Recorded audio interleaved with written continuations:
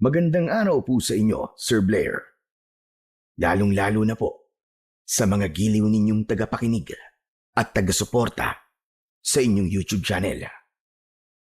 Ang kwento pong aking ibabahagi ay nangyari taong 1992. Isa po ako sa inyong masugid na tagasuporta sa inyong YouTube channel. Natutuwa po ako sa mga kwentong ibinabahagi nyo sa araw-araw. Kaya naman, naisip ko rin po na ibahagi sa inyo ang aking kakaibang karanasan tungkol sa mga nilalang na kampon ng kadiliman. Nang mga panahon po kasing yun, ay isa akong sikat na barumbado sa aming baryo sa Sorsogon. Dahil sa pagiging masamang ugali ko at walang respeto sa mga taong nakapaligid sa akin. Binigyan po ko ng kakaibang parusa na tuluyang bumago sa takbo ng aking buhay. Kilalanin niyo na lamang po ako sa pangalang Peter. At ito ang aking kwento. Hoy, Rino! Halika nga rito. Anong kailangan mo? Hindi mo ba alam?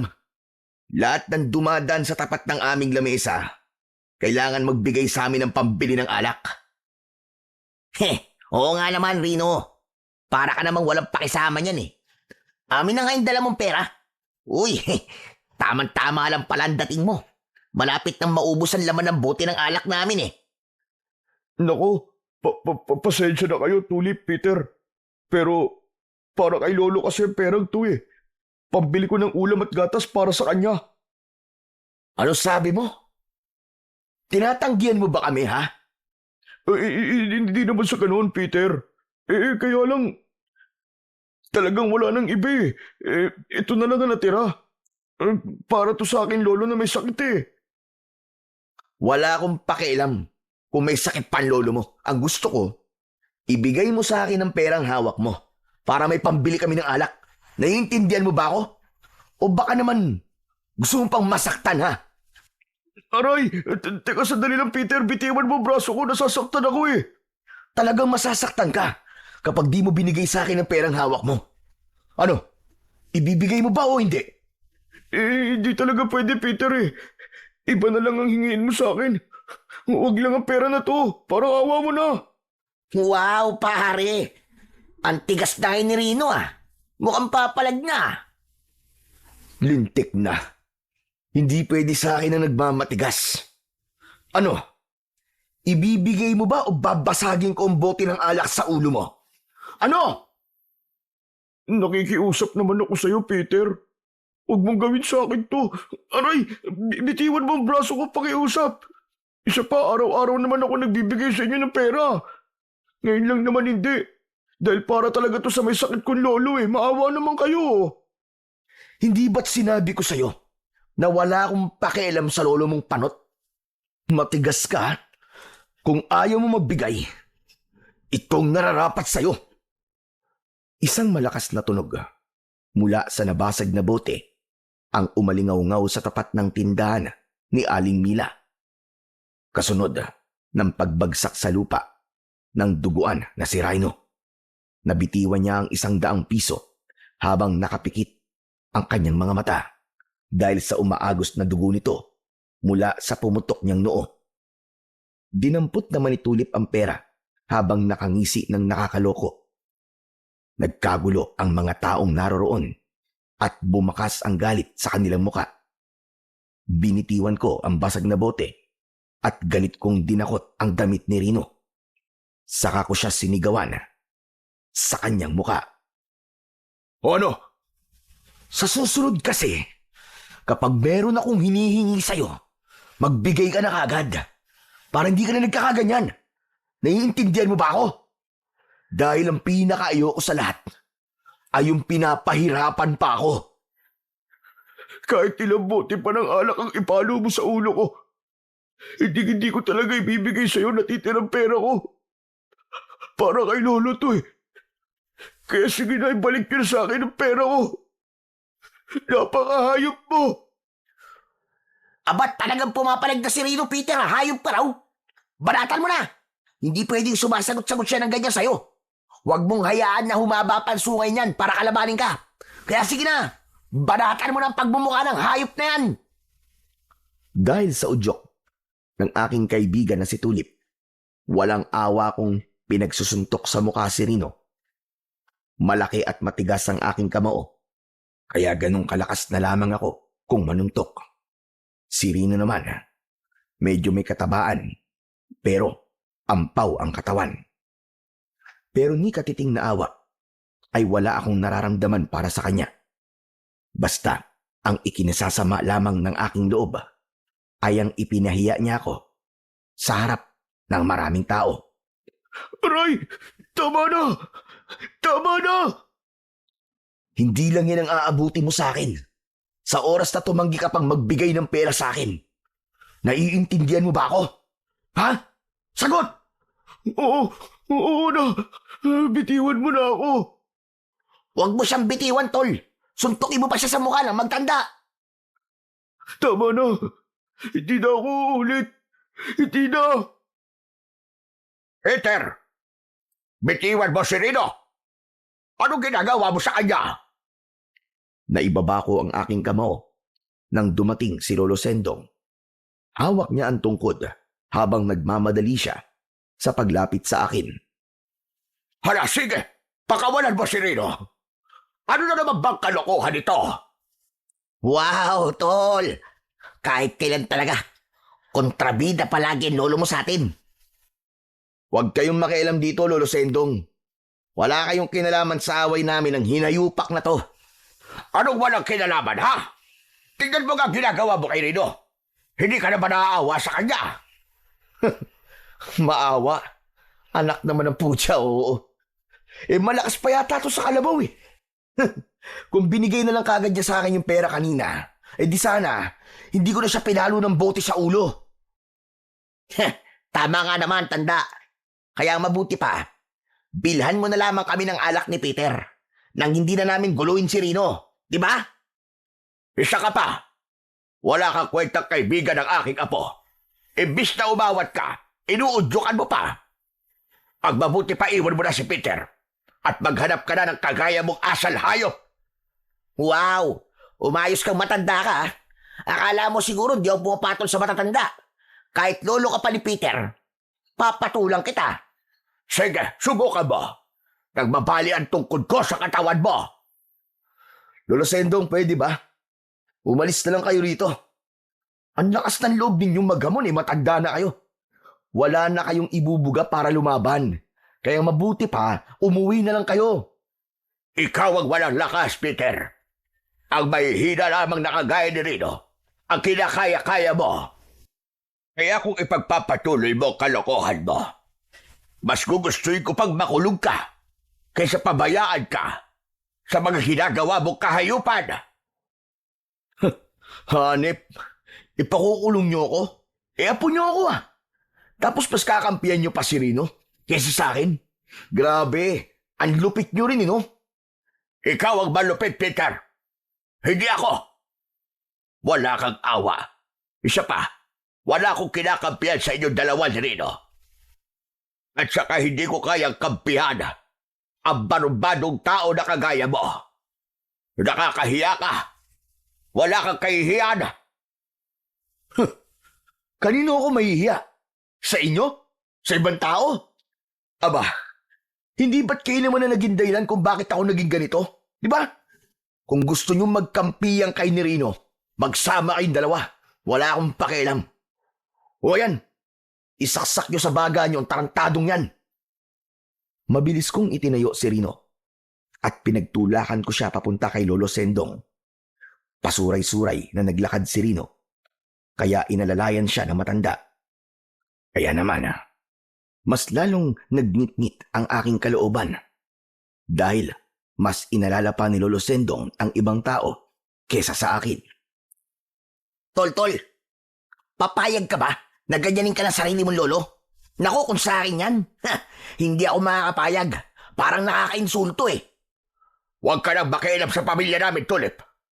Kung ganyan ang ugali mo sa sarili mong pamilya, aba, huwag mo nang hawaan ang aking apo ng pagiging sanggano mo.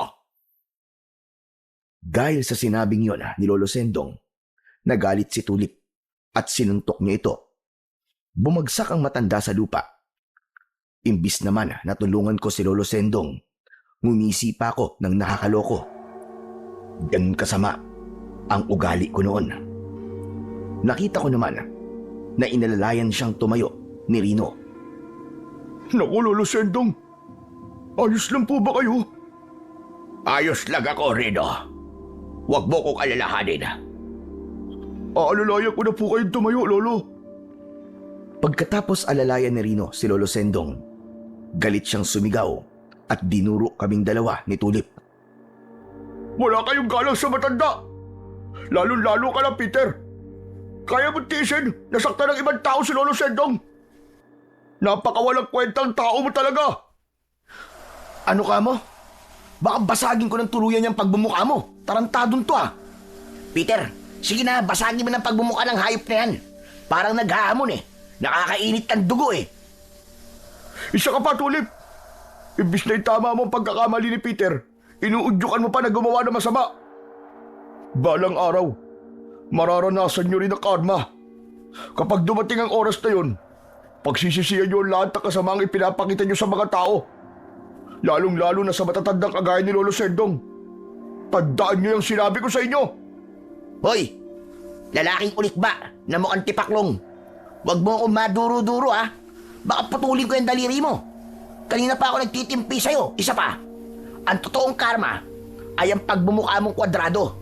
Kaya siguro hindi mabasag ng suntok ni Peter ang pagbumukha mo eh. Dahil matagal lang basag yan. Umalingaw-ngaw ang malakas naming tawanan dahil sa sinabing yun ni Tulip. Ngunit binaliwala yun ni Rino. Sa halip, inalalayan niyang maglakad si Lolo Sendong. Hindi ko na sinubukang pigilan pa ang dalawa. Nang umalis ang mga ito, ipinagpatuloy na lamang namin ang pag-iinuman sa tapat ng tindahan ni Aling Mila. Buong araw kaming nagpakalunod sa alak habang panay ang hingi namin sa mga taong dumaraan. At kapag hindi nagbibigay sa amin ng pera ang mga binuburaot namin, tinatakot namin. Nagbabasag kami ng mga bote. Kaya naman, napipilitan na lamang silang magbigay hanggang sa huling sentimo ng kanilang pera. Pagsapit ng gabi, saka lamang naubos ang aming alak. Pero kahit marami na ang aking naiinom, ayaw pa akong tablan ng alak. Maya-maya pa ay biglang nagsalita si Tulip tungkol sa aking Lolo Sendong. Tol, habang maaga pa, dapat bigyan mo ng leksyon yung lolo mo eh. Alam mo baka isang araw, magising ka na lang, si Rino na pala ang tinatawag niyang apo. At hindi na ikaw. Ikaw rin, sige ka. Mawawalan ka ng lolo. Siya na nga lang ang natitira mong pamilya, di ba? Tapos mawawala pa. Hindi mangyayari yun sa akin, Tol. At sisiguraduhin ko sa'yo na hindi na makakalapit ang Reno na yon kay Lolo Sendong ko. Habang nag-uusap kami ni Tulip, may dumaan na isang lalaki. May dala siyang isang basket na may laman na mga baging at 5 piraso ng isda na hito. Agad akong tumayo mula sa aking inuupuan na bangko at hinarang ko ang lalaki. Hoy, teka, sandali lang. Para yatang gusto kong humingi ng dala mong isda. Mukhang masarap iihaw yan eh. Maaari bang makahingi? Kahit 3 lang. 3 ba ka mo? Nako, 1 piraso lamang ang kaya kong ibigay sa'yo, iho. Meron na kasing may-ari ng mga isdang ito. Ang ibibigay ko sa'yo ay ang ulam ko mismo. Pambira naman yan, oh. Bakit ba lahat na lamang nanginingan ko? Ang daming sinasabi. Hindi naman siya ganoon, iho. Talagang meron lang na nagmamay-ari nito. O ito, kunin mo na. Sa'yo na lamang tong isang isda. Itong pinakamalaking hito kung gusto mo. Sinasabi ng ayaw ko niyan eh. Ang gusto ko, 3. Naintindihan mo? 3. Dala ng aking inis ay tinabig ko ang kamay ng lalaki. Kaya naman, nabitiwan niya ang isda at agad na tinangay ng pusa na kanina pa nakaabang sa aming dalawa. Nako, o yan, tignan mo. Ayaw mo pa kasing tanggapin yung isda eh. Naunahan ka tuloy ng pusa. Ano nga mo? Bakit parang sa tono yata ng pananalita mo eh? Ako pang may kasalanan ha? Akin na ang ibang mga isda. Sabihin mo na lang doon sa may-ari niya kung sino man Poncio Pilato yon. Nakain na ng mga pusa ang mga isda niya. Kaya akin na yan. Bilisan mo! Hindi talaga pwede eh. At saka sino ka ba? Para bigyan ko ng maraming isda ha? Anak ng putya oh. Hindi mo ba ako kilala ha? Hindi ka siguro taga rito no? Taga rito ko iho. Matagal lang akong nawala dahil kalalabas ko lang ng kulungan. Dahil sa sinabing yun ng lalaki, napatayo sa lamesa si Tulip at umakbay sa akin habang nakangisi, habang nakatingin din sa lalaki.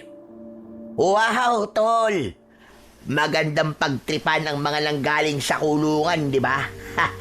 Panibagong karangalan yan para sa tropahan natin. Ano, ang mabuti pa, bigwasan mo lang suntok sa muka nang makilala kung sino ka. Teka, sandali lang naman. Ayoko ng gulo. Gusto ko nang umuwi. Kaya't paraanin niyo na ako. Hoy, ikaw. Huwag mo kaming inuutusan, ha? Hindi porkit kalalabas mo na ng kulungan, ay akala mo matatakot na ako sa'yo. Hindi pwede sa akin ang titigas-tigas mong yan. Kaya ibigay mo na sa akin ang mga isda kung ayaw mong basagin ko ang ulo mo ng boteng hawak-hawak ko. Huwag naman. Nakikiusap ako. Ayoko ng gulo. Pwes, ibigay mo sa akin ang huli mong isda. Dahil kung hindi, malilintikan ka talaga sa akin. Naiintindihan mo? Akin na yan. Teka. Alisin mo ang kamay mo sa basket ko. Nakikiusap ako. Ipaubaya mo na sa akin ang huli kong mga isda. Wala naman akong kasalanan sa inyo ah. Kaya bakit nyo ba ako ginaganito? Kaya nga magkakaroon ka pa lang ng kasalanan eh. Kapag hindi ka nagbigay sa akin. Akin ang basket na to. Akin na! Hinablot ko ang basket mula sa kamay ng lalaki. Kaya't nabitiwan niya yon at nahulog sa lupa. Dinampot naman ni Tulip ang nagkalat na mga isda sa lupa. Napakasama nyo. Pinaghirapan kong huliin ang mga isda na yan. Pagkatapos ikukulin nyo lamang sa akin. Hoy, pwede ba? Tumigil ka na sa kakadada mo. Wala akong pakialam kung nahirapan ka sa paghuli ng mga isdang yan. Isinusumpa ko. Magbabayad ka. Ang mga kagaya ninyo ang dapat na pinaparusahan. Hoy! Huwag mo akong pinagbabantaan ha. Tsaka marami na kayong nagsumpa sa akin, hindi lang ikaw. Pero hanggang ngayon, nandito pa rin ako. Buhay na buhay. Baka gusto mong basagin ko tong bote sa pagmumukha mo. Sige. Subukan mo. Subukan mong basagin ang boteng yan sa pagmumukha ko. At hindi ako magdadalawang isip na magpakulong ulit. Kung ikaw rin lang naman ang magiging dahilan ng pagbabalik ko sa kulungan, kayang-kaya kong pumatay ulit. Ikaw pumapatay? Kaya mo yon? Wala sa itsura mo, Chong. Baka nga mamaya niyan eh. Pinagbintangan ka lang na pumatay sa taong naging dahilan ng pagkakakulong mo. Kaya huwag ka lang magmalaki. Ha? Hindi yan uubra sa akin. Eh di subukan mo nang magkaalaman tayong dalawa. Dahil sa sinabing yun ng lalaki, natigilan ako. Hindi naman natiis ni Tulip ang hindi sumali sa aming usapan. Wow, tol! Grabe! Palaban ng isang to, tol! Hindi ako natatakot sa kanya, Tulip. Pwes ngayon, simulan mo nang matakot. Dahil pagsisisihan mo Ang pagkikita nating ito, sinasabi ko sa'yo, papatayin kita. Tandaan mo yan. Ano sabi mo? Papatayin mo ko? Mali pala. Hindi sapat para sa'yo mamatay lang. Ang dapat sa'yo, pahirapan mo na ng gusto bago parusahan. Hanggang sa magmakaawa ka. Hanggang sa makiusap ka. Natapusin ko na lang ang buhay mo. Abat, talagang matapang ka. Eto sa'yo. Hindi ko napigilan ang aking sarili. Bigla ko siyang pinalo ng bote sa ulo. Ngunit hindi siya natinag. Matapang siyang tumingin sa akin habang nanlilisik ang kanyang mga mata. Ito ang pinakamalaking pagkakamaling ginawa mo. Ang saktan ako. Sige, ibibigay ko sa iyo mga isdang hito. Kung gusto mo, sa'yo na lahat ng mga yan. Pero ang gusto ko, kainin mo lahat. Huwag kang magtitira. Dahil sa sinabing nun ng lalaki, ngumisi ako ng nakakaloko. Maging si Tulip ay natuwa rin sa kanyang mga narinig. Pambihira naman yan, oo. Ibibigay mo rin naman pala eh. Pinahirapan mo pa tong kaibigan ko si Peter. Ha, ayos. Maraming salamat dito sa mga hito, ha. Hala, sige na. Makakaalis ka na. Tsupi, tsupi. Aalis na ako. Siguro naman masaya na kayo. Dahil meron kayong tao na ginulo. Teka, ang gusto ko sana, kapag lulutuin nyo ng mga isda, huwag nyong tatanggalin ang ulo. Nariyan kasi ang sustansya niyan. Hoy, huwag mo kaming turuan ha. Alam na namin ang gagawin namin dito. Kami ang magpapasya kung ano ang tatanggalin at hindi tatanggalin sa parte ng katawan ng isda. Kaya umalis ka na sa harapan ko. At baka hindi kita matansya. Ulo mo pa ang tanggalin ko ngayon. Hala, sige na. Makakaalis ka na.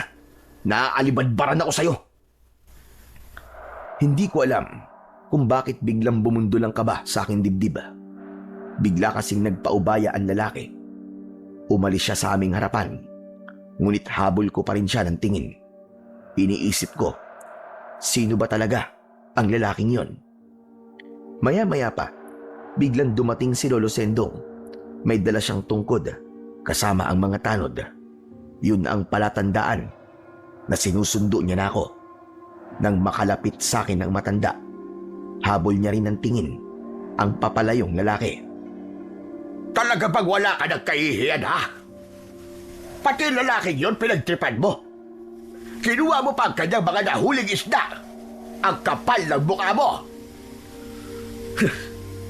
Kung ganun kanina niyo pa pala kami pinapanood, nung binabalak niyo at nagsama pa kayo ng mga tanod, ipapahuli niyo ba ako sa kanila?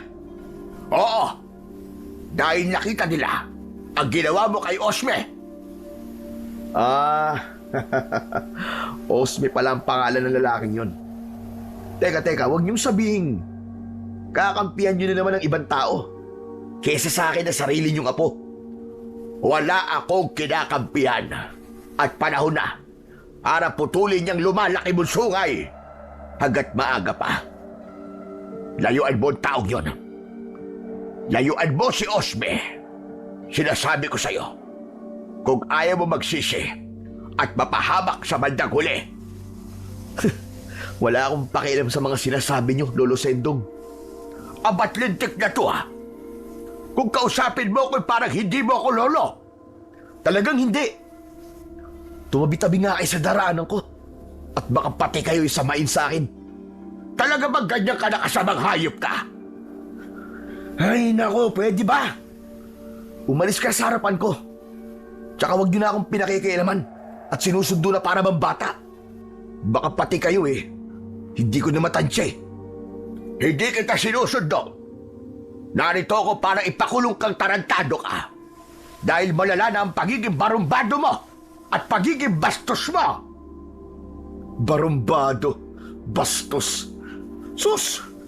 Wala akong pakialam kung barumbado ang tingin nyo sa akin at bastos. Hindi ako magkakaganito kundi dahil sa inyo. Magsama-sama kayong mga peste kayo. Diyan na kayo.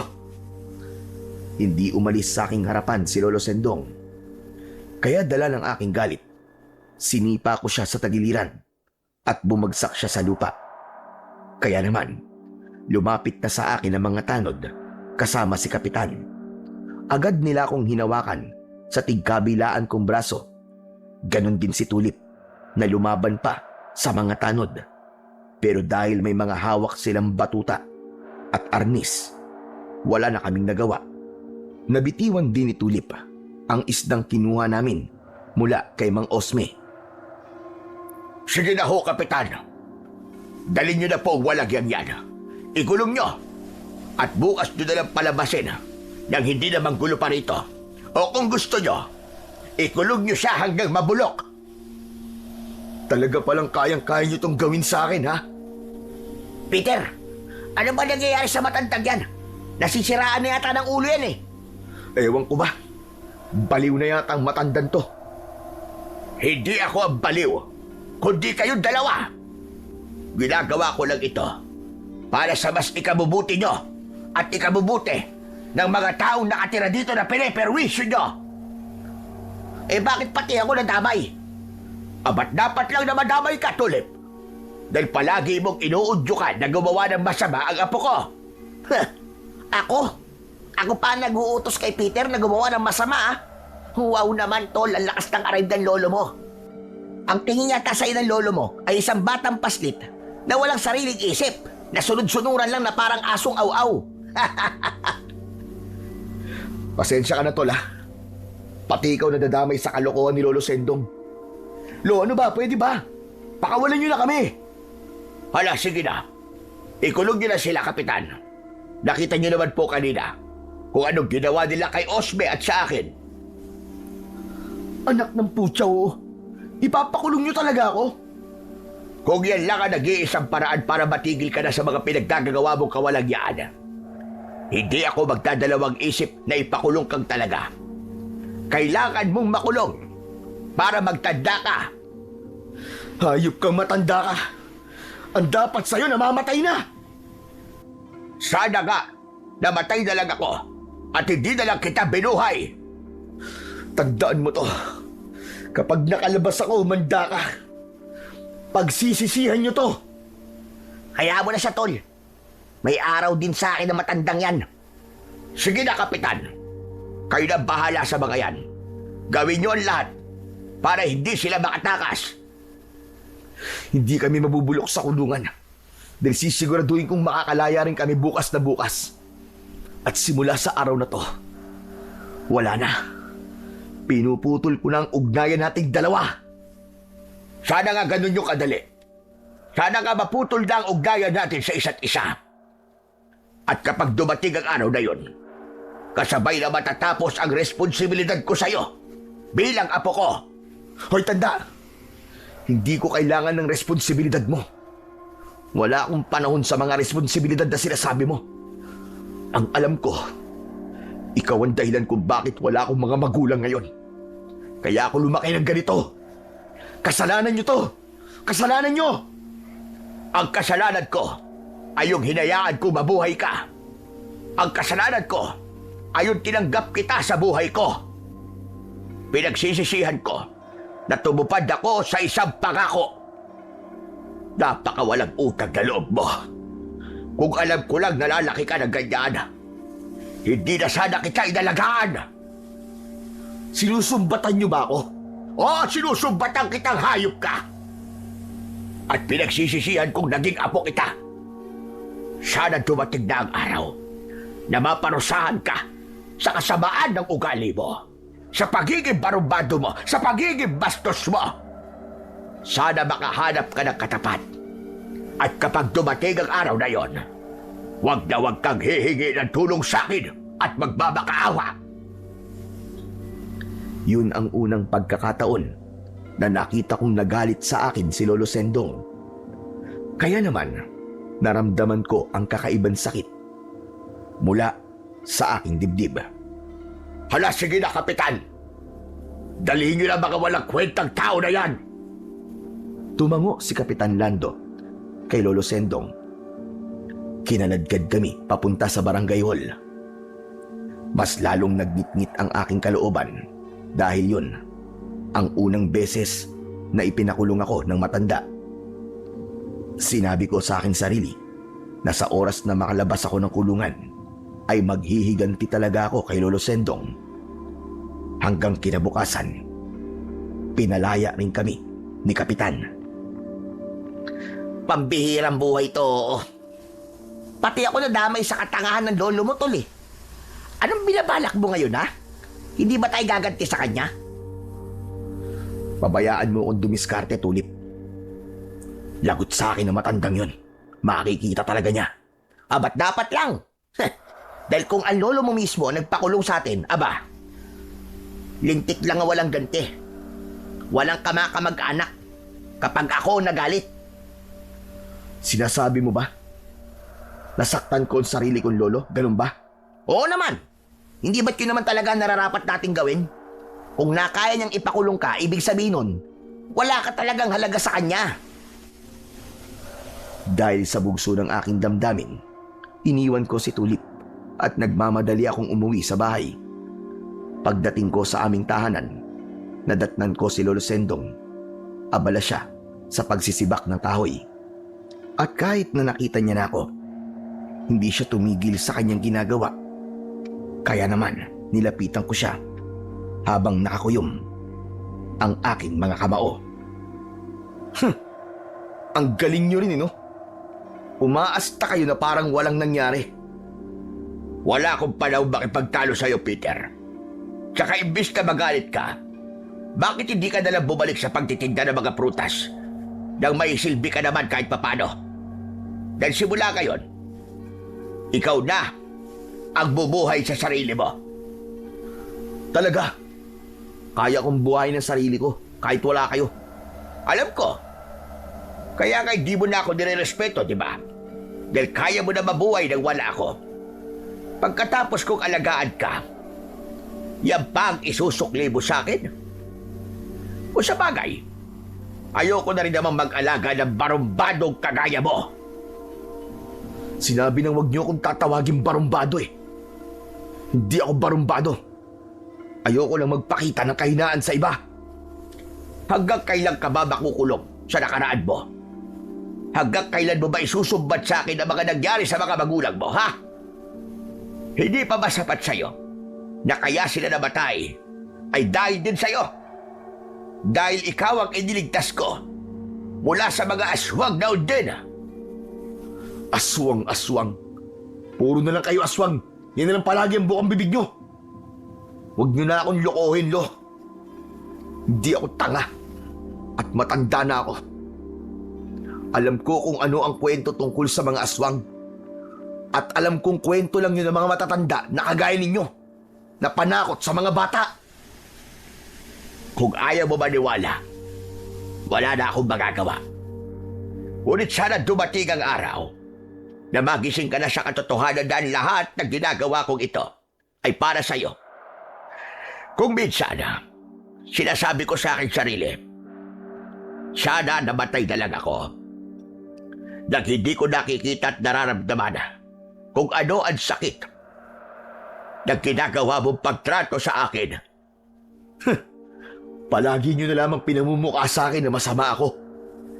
Bakit? Hindi ba't yun naman talaga ang totoo? Kung bastusin mo ko ay ganun na lamang. Binitiwan ni Lolo Sendong ang hawak niyang palakol at pumasok siya sa loob ng aming bahay. Dahil naman sa masama ang aking loob, sinundan ko siya hanggang sa loob ng kanyang silid at nakipagtalo pa rin sa kanya. Hindi pa tayo tapos mag-usap, Lolo Sendong. Itong tatandaan nyo. Gagawin ko kung ano ang gusto ko at hindi nyo ako mapipigilan. Kaya sa susunod, na ulitin nyo pa ang pagpapakulong sa akin, kakalimutan ko talaga na lolo ko kayo. Matagal mo na kinalimutan na lolo mo ko, Peter. Magmula nang magkaganyan ka. Kayong may gawa nito sa akin. Hindi ako may gawa niyan sa'yo, kundi ikaw mismo. Alam mo sa sarili mo na minahal kita. Pinalaki kita ng maayos at inaruga. Pero bakit nagkaganyan ang ugali mo? Dahil parang baliwala lamang sa inyo ang nangyari sa mga magulang ko. Eh, anong gusto mong gawin ko? Hanapin ang mga aswang na pumatay sa kanila para lamang makontento ka, ganun ba? Kahit na anong sabihin nyo, hindi na ako maniniwala sa inyo. Ako mismo ang aalam sa totoong nangyari sa kanila at kung paano sila namatay. Bahala ka kung ano gusto mong gawin. Wala na akong pakialam. Pero sana lang, hindi ka parusahan sa mga ginagawa mo. Paano kung isang araw matagpuan mo ang taong katapat mo? Mahirap magsisi sa huli. Katapat ko? Bakit? May tao ba na kayang lumaban sa akin, ha? Meron. Meron, Peter. Maghintay ka lang. Maghintay? Ang hihintayin ko ay kung kailan ka mamamatay. Huwag kang mag-alala. Konting panahon na lamang ang ilalagi ko sa mundo. Huwag ka lang mainip. Talaga? Huwag niyo lang tatagalan na mamatay nang hindi ako mainip. Nakakabwisit kayo. Bakit ba kayo pa naging lolo ko? Dahil sa sama ng aking loob, padabog akong lumabas ng bahay. Hindi ko akalain na madadatnan ko si Tulip na nakatayo sa labas ng aming pintuan. Bilib ako sa'yo, tol. Tama lang ang ginawa mo. Biruin mo, ipinakulong ka niya at idinamay pa ako. Salamat, tol. Salamat sa papuri. Talagang hindi pwede sa akin ang mga ganong klase ng ugali ng matatanda. Ang tanda-tanda na eh. Wala pang pinagkatandaan. Sinabi mo pa. O paano? Anong plano mo ngayon? Ano pa ba? Eh di gagala. Dating gawi. Lalaklak hanggang sa makatulog tayo. May alam ka ba na dapat nating pagtambayan, ha, tol? Yun nga eh. Wala eh. Ano kaya kung pumunta tayo sa Kakawyan para maiba naman yung paligid natin? Aba, ayos yun ah. Sige, sige. May alam ako na pwede natin pagtambayan doon. Pero bago yun, humanap muna tayo ng mapagkukunan natin ng alak tsaka pulutan natin. Ayos! Akong bahala ron. O paano? Tara na! Dahil abala ako sa pakikipag-usap kay Tulip, hindi ko namalayan na nasa likuran ko pala si Lolo Sendong. Hoy, Tulip! Saan mo na naman balak dalhin si Peter, ha? Hoy, tanda! Huwag mo akong pinakikialaman, ha? Baka nakakalimutan mo may atraso ka pa sa akin. Layuan mo ang apo ko! Bingi ba kayo? Si Peter ang nagaya sa akin, di ba? Hindi ako. Kaya bakit ko siya lalayuan? Lolo Sendong, pwede ba? Wala na tayong pakialamanan sa isa't isa, di ba? Tara na nga, tol. Sinisira lamang na matandang yan ang araw ko eh. Inakbayan ko si Tulip at naglakad na kami papalayo kay Lolo Sendong. Kahit tinatawag niya ang aking pangalan, diretso lang kami sa paglalakad. Pagkatapos ay tinahak namin ang daan papunta sa tindahan ni Aling Mila. Ngunit pagdating namin sa tindahan ng ginang, agad naming natanaw si Rino. Anak naman ng putya, oh. Sa dinami-dami ng makikita natin pagbumuka sa lugar na to, eh ang mukha pa ng tarantadong yun ang makikita natin. Malalaki ang hakbang ng aking mga paa na nilapitan ko si Rino. Kinwelyuan ko agad siya sa damit. Hindi ba't ang sabi ko sa'yo? Huwag kang haharang-harang sa daraanan ko, ha? Dahil ayoko nang makita ang pagmumukha mong hayop ka. Teka, sandali lang. Ano ba talagang kasalanan ko sa'yo, Peter? Wala naman akong ginagawa masama sa'yo, ah. Ikaw pa nga may atraso sa akin, di ba? Atraso? Pambihira. Wala akong atraso sa'yo. Ang gusto ko, huwag mong ihaharang ang pagbumukha mo sa akin. Kung tutusin, ikaw talaga ang may atraso sa akin. Wala akong atraso sa'yo. Ikaw lang tong galit na galit sa akin, eh. Peter, sandali. May naisip akong paraan para makabayad ng atraso sa atin si Rino. Ano kaya kung siya na lamang ang hingan natin ng pambili ng alak? Hindi ba't pinahirapan tayo niyang kahapon? Wala akong pera, Tulip. Mangungutang lang ako ng bigas kay Aling Mila. Huwag mong sabihin bibiguin mo na naman ako, ha? Pasensya ka na talaga, Peter. Pero wala talaga akong maibibigay sa iyo eh. Wow, tol. Talagang matigas to si Rino. Lahat na lamang nang hingin natin sa kanya, palagi niya tayong binibigo. Dahil sa sinabing ni Tulip, sinakal ko ang leeg ni Rino. Magbibigay ka ba o hindi? Baka gusto mong dagdagan ko pa ang sugat mo sa ulo. Ang kulit mo rin naman eh, no? Sinabi ko na nga wala akong pera eh. Aba, pumapalag ka na, ha? Ano ba talaga ang problema niyo sa akin? Bakit ako na lang palagi ginugulo niyo? Bitiwan mo ang leg ko. Nasasaktan ako. Hanggat hindi ka nagbibigay ng alak, hindi kita bibitiwan. Sige na, bilhan mo na ako ng alak kay Aling Mila. Kung wala kang perang pambili, edi mangutang ka. Bilisan mo at sabayan mo na rin kaming uminom. Patulak kong binitiwan ang leeg ni Rino. Halos masubsob siya sa mga tinapay na nakadisplay sa tindahan ni Aling Mila. Pero hindi agad siya sumunod sa utos ko. Kaya naman, binatukan ko siya ng malakas. At dahil doon, ay napilitan siyang mangutang ng alak kay Aling Mila. Ilang saglit pa ang lumipas, ay binigyan ito ni Aling Mila ng alak at pulutan na chichirya. Oh, ayan ang alak niyo. Pwede na ba akong umalis? Sandali lang, hindi ka pa pwedeng umalis. Di ba sabi ko, samahan mo muna kaming uminom ni Tulip? Hindi ako umiinom ng alak. At saka, kung umiinom man, hindi ako makikipag-inuman sa mga kagaya niyo. Kaya nga makipag-inuman ka sa amin eh, para mas masaya. Ikaw rin. Bihira pa naman magaya ng inuman si Peter sa ibang tao. Baka magsisi ka. Sige na, Rino. Para sa oras na maubos ang alak, ikaw ulit ang mangungutang para sa amin. Hindi ka maaaring umalis hanggat hindi kami nalalasing. Sinasabi ko naman sa inyo na hindi ako umiinom ng alak eh. Isa pa wala nga akong pera. Inutang ko lang yan kay Aling Mela, di ba alam niyo naman yon? Wala akong pakialam. Basta't umupo ka. Upo! Wala nang nagawa si Rino nang ipagdukdukan ko siya sa upuan. Habang si Tulip naman ay nagbukas ng alak para sa amin. Isang nakakalokong ngisi ang sumilay sa labi namin ni Tulip. Maya-maya pa ay tumabi ako sa upuan ni Rino at inakbayan ko siya ng mahigpit. Kung ganyan ba naman palagi, edi magkakasundo tayo. Palagi mo na itong gagawin, Rino. Hala, sige na. Uminom ka na ng alak. Peter, please lang o, tigilan mo na ako. Pag sinabi kong uminom ka ng alak, uminom ka. Ano? Iinom ka ba o hindi? Dahil kung hindi, magwawala ako rito. Maraming madadamay, sige ka. Oo nga naman, Rino. Pagbigyan mo na kasi itong si Peter. Aba, makulit to. Hindi ka niya titigilan hanggat hindi ka umiinom ng alak. Sige na. Dapat nga, maging masaya ka pa eh. Dahil inaalok ka namin ng alak. Ibig sabihin nun, magiging kasangga ka na rin namin. Di ba, Peter?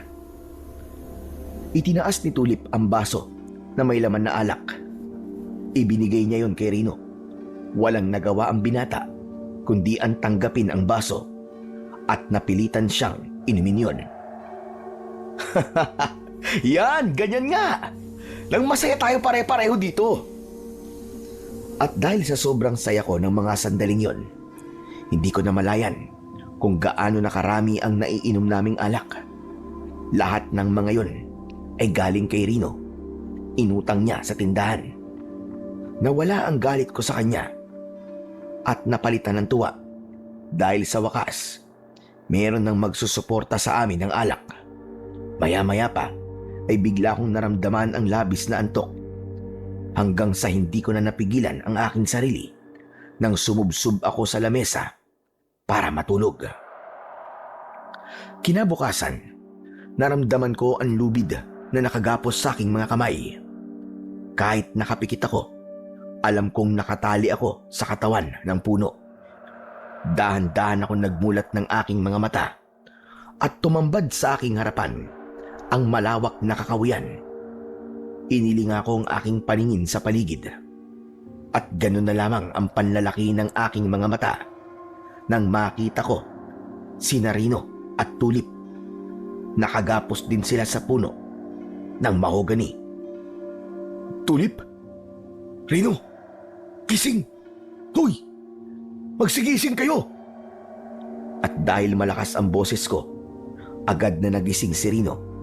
Maging siya ay nagtataka rin sa paligid namin. Teka, nasan tayo? Tsaka bakit nakagapos ako, Peter? Ano nangyayari? Hindi mo ba nakikita? Pareho lamang tayo nakagapos sa mga kamay. Gisingin mo nga si Tulip. Baka alam niya kung bakit tayo nandito. Tulip! Tulip, gising! Tulip, gumising ka! Agad na nagmulat ng mga mata si Tulip at namutla ang kanyang labi nang makitang nasa kakahuyang kaming tatlo. Hala! Paano tayo nakarating sa lugar na to? Nasaan tayo? Nagiinom lang tayo kagabi ah. Ano ginagawa natin dito? Huy, Peter, Rino, sumagot kayo. Sino may gawa nito sa atin? Ay, buwisit na yan, oo. Akala ko pa naman, alam mo kung bakit tayo nandito. Ay, naku, pambihira. Mukhang pinagtripan tayo, ah. Sino kaya ang gagawa nito sa atin? Anak naman ng 7 kamote, oo. Sino ang maglalakas ng loob na gawin to sa atin? Ako ang gumapos sa inyong tatlo. Mabilis kaming napalingon sa gawi ng nagsalita. At ganun na lamang ang panlalaki ng aking mga mata nang makilala ko si Osme. Ngumisi siya na nakakaloko habang naglalakad papalapit sa aming tatlo. Kasunod ng malakas niyang tawa. Kumusta naman ang tulog nyo? Ha? Mga iho? Ikaw? Ikaw ang may gawa nito sa amin? Bakit mo kami ginapos dito, ha? Pakawalan mo kami! Kung ayaw mo mamatay! Sa tingin mo ba, natatakot ako mamatay, ha? Kayo ang dapat na matakot sa akin. Dahil sa gagawin ko sa inyong tatlo. Wala akong pakialam sa mga pinagsasabi mo. Pakawalan mo kami rito, mga Osme. Dahil sa oras na makawala ako rito, babasagin ko talaga ang pagbumuka mo. Mukhang hindi mo pa rin naiintindihan kung ano ang ibig ko sabihin. Hindi mo ba naiisip kung bakit nandito kayo sa kakawiyan, ha? Ilinga mo ang iyong paningin sa paligid. Walang ibang tao ang nandito. At kahit sumigaw kayo ng malakas, walang makakarinig sa inyo. Ano bang kailangan mo sa amin? Wala akong kailangan sa inyo. Gusto ko lang na maglaro. Paglaruan ang barumbado na kagaya mo, Peter. Anak ng putya. Kilala mo pala ako, eh. Bakit nung nagkita tayo, sabi mo hindi mo ako kilala? Talagang hindi kita kilala ng gabing yon. Kaya na marinig kong tinawag ka ni Tatay Sendong, nalaman ko ang pangalan mo. Ang saya nga eh. Ang saya ninyong panoorin habang kinakaladkad kayo ng mga tanod para ikulong. Hoy, mga Osme, huwag ka na magpaligoy-ligoy pa. Ano ba talaga kailangan mo sa amin, ha? Nalimutan niyo na ba sinabi ko? Di ba sabi ko ay babalik ako at parurusaan ko kayo? Hindi sapat ang kamatayan lang. Kailangan niyo munang pahirapan. Tol, banata mo na yan. Basagin mo na ang pagbumuka ng hayop na yan. Teka, sandali lang. Peter, Tulip. Huminahon muna kayo, pwede ba? Dapat makiusap kayo na pakawalan tayo rito. Hindi yung kayo pa yung matapang. Hindi na madadala yan sa pakiusapan, Rino. May masama talaga siyang balak sa ating tatlo. Mabuti naman at alam ninyo. Wala rin akong awa sa mga kagaya nyo na sakit ng lipunan. Kung kayo ay mga barumbado, ako naman ang kumakatay sa mga barumbadong kagaya ninyo. Teka, siya nga pala. Kumusta naman ang lasa ng isda ko? Hindi namin napakinabangan yon. Sayang naman. Hindi nyo napakinabangan. Kaya pala hanggang ngayon ay buhay pa kayo. Hindi nyo natikman kung gaano kasarap ang laso na nasa ulo ng isda. Akala ko pa naman, humihina lang kakayahan ko dahil hindi tumalab sa inyo ang lason. Lason? Ibig mo sabihin may lason yung isdang binigay mo? Aba, oo naman. May dala akong tubli ng gabing yun. Di ba? Kawawa naman yung pusa na tumangay sa hito. Siya lamang ang namatay. Hayop ka!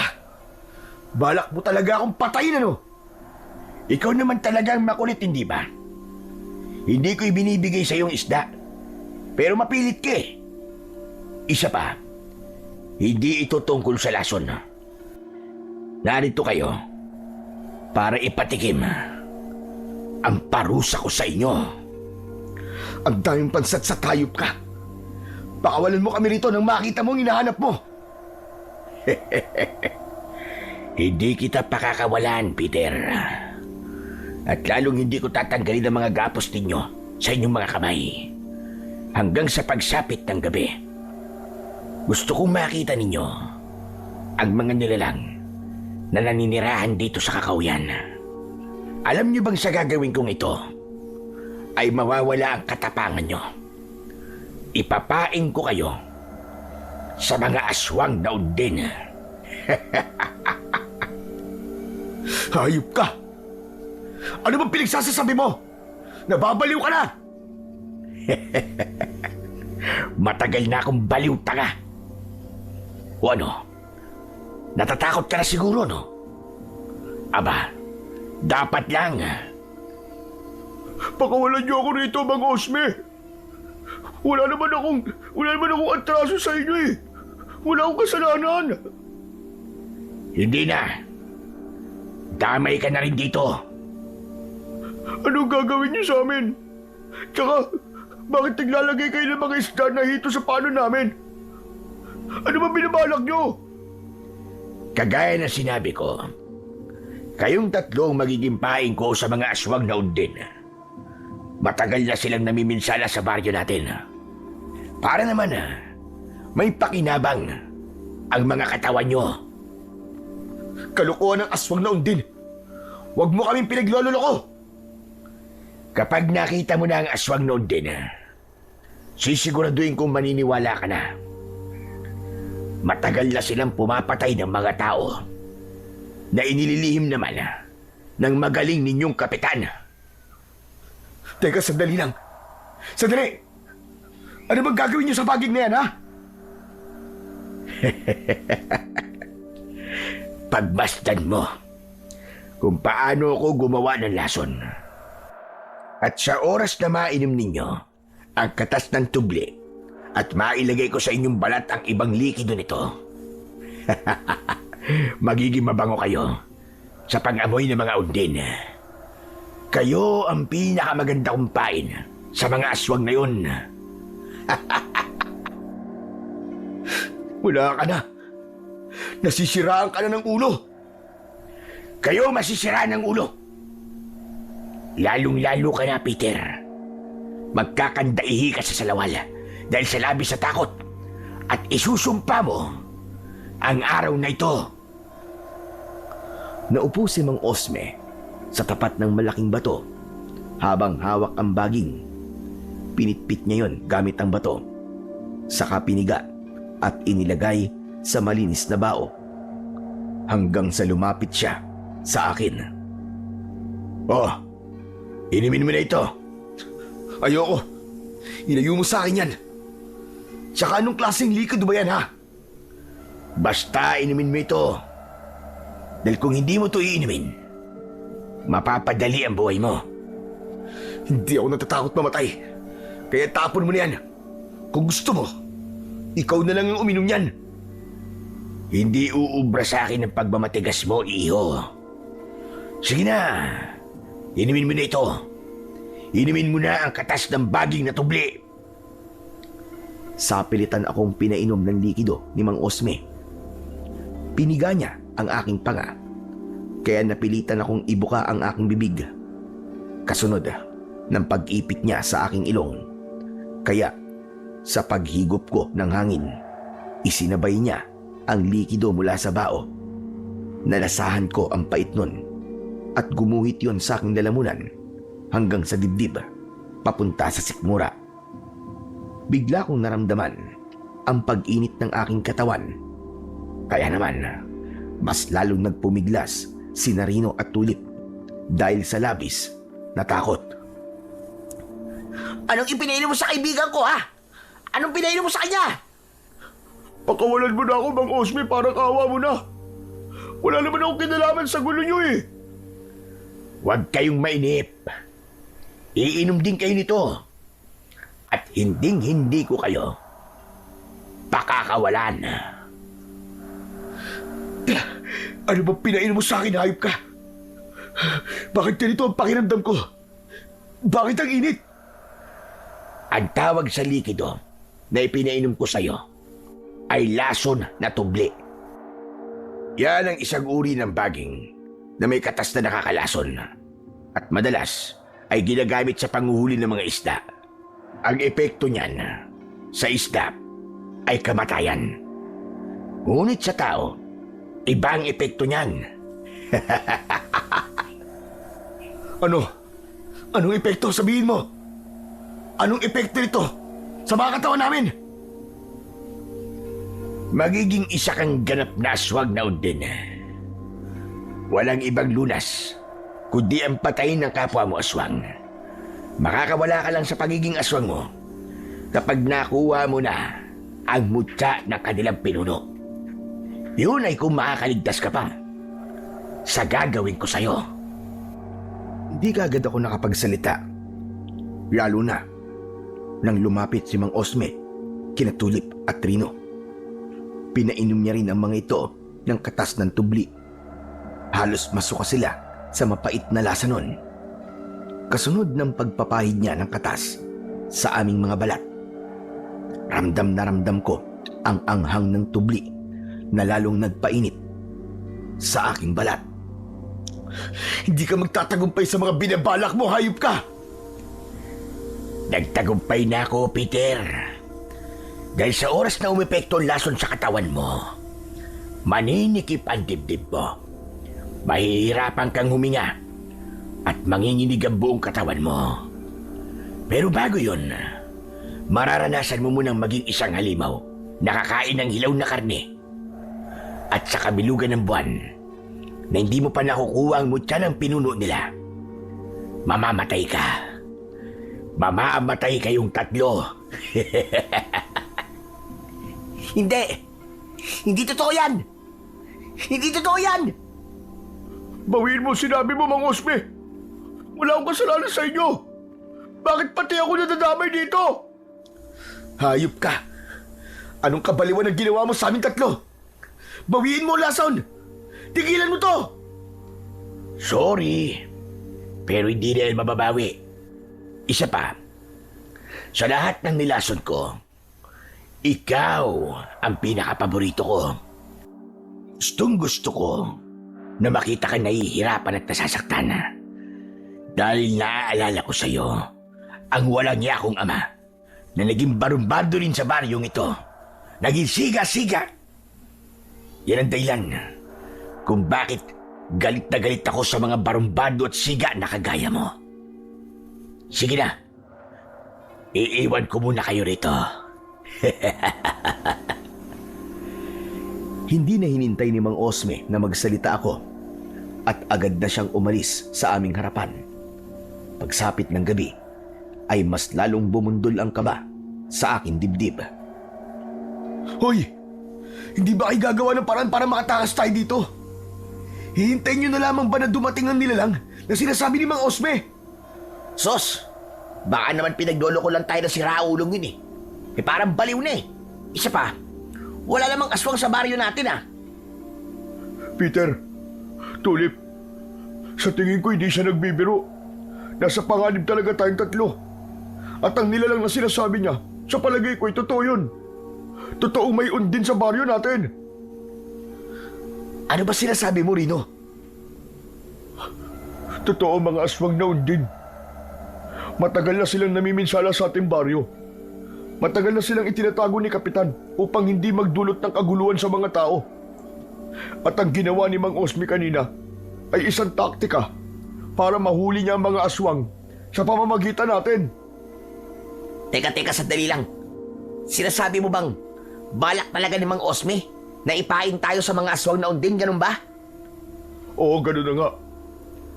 Kaya kailangan natin makatakas bago pa dumating ang mga undin. Sabay-sabay nating ikiskis ang lubid sa kahoy para maputol. Pilitin natin! Sinimulan ni Rino ang naisip niyang paraan para makatakas. Ganon din ang ginawa naming dalawa ni Tulip.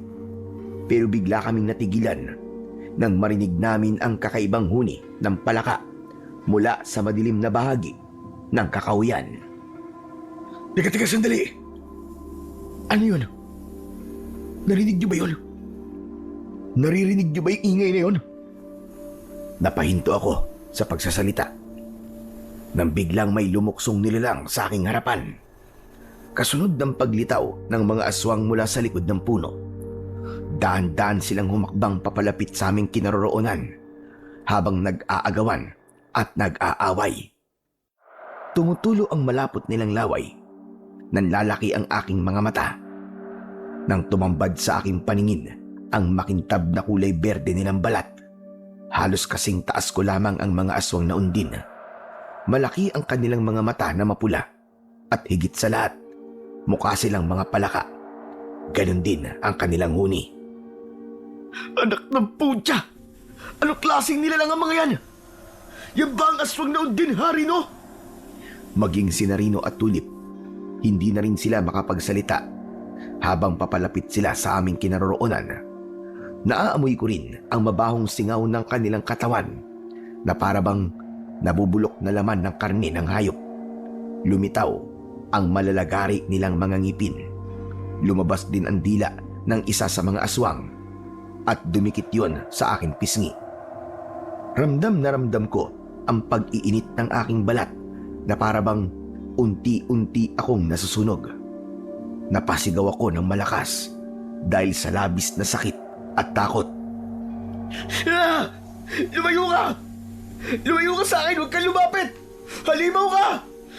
Ah! Ang sakit! Nakakapaso ang laway mo! Hoy! Aswang na undin! Layuan mo si Peter! Ako! Ako ang lapitan mo! Ngunit hindi nito pinansin ang sigaw ni Rino. Sa halip, mas lalong lumapit sa akin ang aswang. Napapikit ako.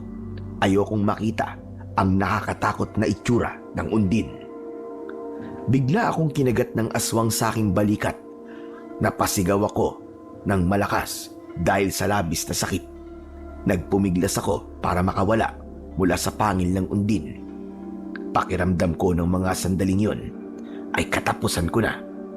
At lahat ng mga nagawa kong kasalanan ay bigla na lamang bumalik sa aking isipan. Sina Tulip at Rino naman ay inatake na rin ng mga undin. Pagkalipas ng ilang minuto, biglang bumagsak sa lupa ang mga aswang. Nagkikikisay ang kanilang katawan. Bumubula ang kanilang mga bibig hanggang sa natunaw sila ng sarili nilang laway. Diyos ko! Ngayon lang ako nakakita ng ganyang klaseng mga nilalang. Asido ang laway ng mga aswang na undin. Paano na tayo? May kagat tayo ng undin sa katawan! Nakuyom ko ang aking kamao dahil sa labis na galit habang nararamdaman ko ang sakit mula sa aking sugat.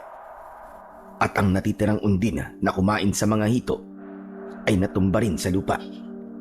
Bumubula ang kanilang bibig dahil sa lason. Maya-maya pa, umalingaw-ngaw ang malakas na sigaw ni Mang Osme mula sa kakahuyan. Inatake niya ng taga ang mga nakahandusay na undin hanggang sa mamatay ang mga ito. Pagkatapos ay lumapit siya sa akin. Kumusta? Mukhang takot na takot ka. O ano? Kala ko ba'y siga ka? Nasaan na ang tapang mo? Hayop ka! Hayop ka, magbabayad ka! Oh, bakit nagagalit ka? Hindi ba't ganyan din naman ang ginagawa mo sa mga binibiktima mo? Sa mga binuburaot mo?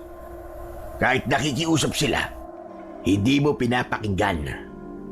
Magpasalamat ka dahil hindi ka pa nilalapa ng mga aswang na undin.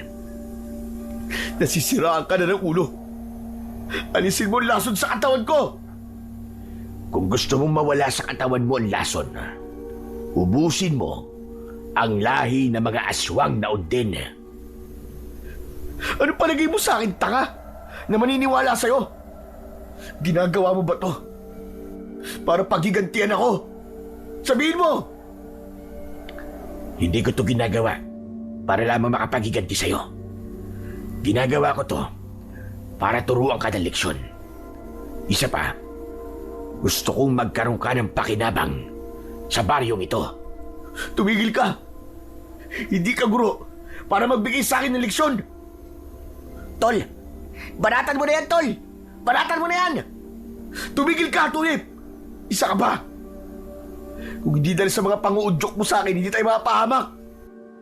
Sana, naniwala na lang ako kay Lolo Sendong. Naniwala na lang sana ako sa mga payo niya. Nagsisisihan ba kayong dalawa? Pareho lang naman kayo may kasalanan. Isa pa, hindi naman ako kasali sa problema niyo ah. Bakit pati ako nadamay? Huli na para sa pagsisisi. Sa susunod na pagdating ng mga aswang na undin, hindi na kayo makakaligtas. O siya, sige na. Aalis na ako. Hanggang sa muli nating pagkikita. Adios. Pagkasabi ni Mang Osme, umalis na siya sa harapan namin. Mabilis siyang tumakbo papalayo hanggang sa tuluyan na siyang maglaho sa aming paningin. Dahil doon, nagkaroon kami ng pagkakataon para ipagpatuloy ang naudlot naming pagtakas. Pagkalipas ng ilang minuto, naputol ni Rino ang kanyang lubid. Saka siya nagmamadaling lumapit sa akin para tulungan ako. Salamat. Maraming salamat, Rino. Patawanin mo ako kung pati ikaw ay nadamay sa amin. Wala na yun. Ang mahalaga makaalis tayo sa lugar na to bago pa muli sumalakay ang mga aswang na undin. Dahil kung hindi, mamamatay tayo lahat dito. Pinakawalan din namin si Tulip. Hindi na kami nag-aksaya ng oras. Agad kaming umalis sa lugar na yon. Pagkalipas ng kalahating oras na pagtakbo, narating namin ang gilid ng kalsada. Sandali kaming nagpahinga. Hindi ko mapapalampas ang ginawang to sa akin ni Mang Osme. Manda siya. Pagbabayarin niya to. Papatayin ko siya. Peter, pwede ba? Tama na. Hindi ito tamang oras para sa init ng ulo mo. Seryoso ang nangyayari sa atin ngayon. Kaya huwag mo nang isipin ang pag-iiganti. Walang maganda may dudulot yan. Hindi, Peter. Huwag kang maniwala dyan kay Rino. Ano ka ba? Hindi porket iniligtas niya tayo, makikinig ka na sa sinasabi niyan. Tama lang ang desisyon mo. Magiganti tayo sa hayop na yon. Pwede ba, Tulip? Tumigil ka na nga sa akaudyok mo. Kung totoong kaibigan ka ni Peter, hindi mo siya tuturuan na masama. Ha? Sinasabi mo bang masama akong kaibigan, ha? Anak ka ng putya. Mukha yatang yumayabang ka na ngayon, ha? Kakasa ka na ba? Hindi pagyayabang ang sinasabi ko, kundi pagpapaalala ng kabutihan na matagal nang nawala sa inyo ni Peter. Lalong-lalo ka na, Peter. Nakalimutan mo na ba? May laso na katawan natin ngayon na. Kailangan nating humingi ng tulong kay Lolo Sendong.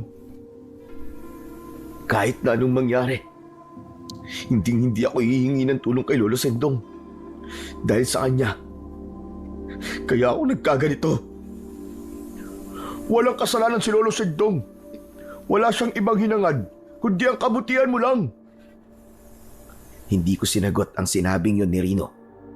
At nagpasya akong tumakbo ng mabilis, paalis sa lugar na yon.